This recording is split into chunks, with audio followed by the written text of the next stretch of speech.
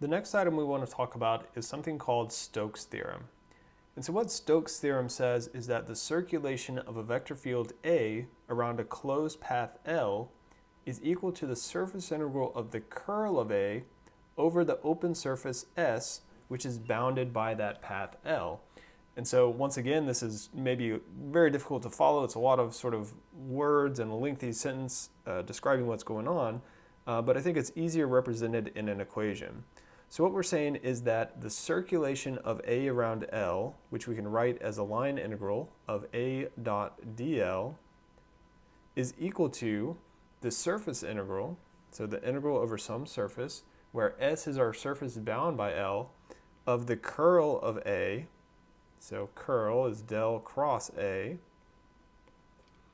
times dot with our ds. And so we're going to get a lot of use out of this Stoke's theorem later on in the course as we are deriving new equations or working through examples. So this is another good one, not necessarily to remember the equation, but just to remember of it and have it sort of loosely in your head so you can reference back when we say, here we're doing this because of Stoke's theorem. So in that sense, it's very similar to divergence theorem, which we're going to be using a lot later on. So of course, implied in here is that we're assuming, or instead of say assuming, let's say this is true if our A and our curl of A are continuous on S. So if A and curl of A are both, so they both have to be continuous on that surface S.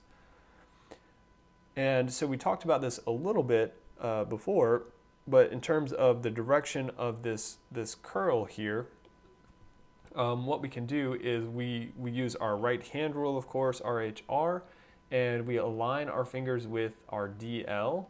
So we align our fingers with DL and we're curling it such that our fingers are curling towards the surface, and then our thumb is going to be in the direction of our DS.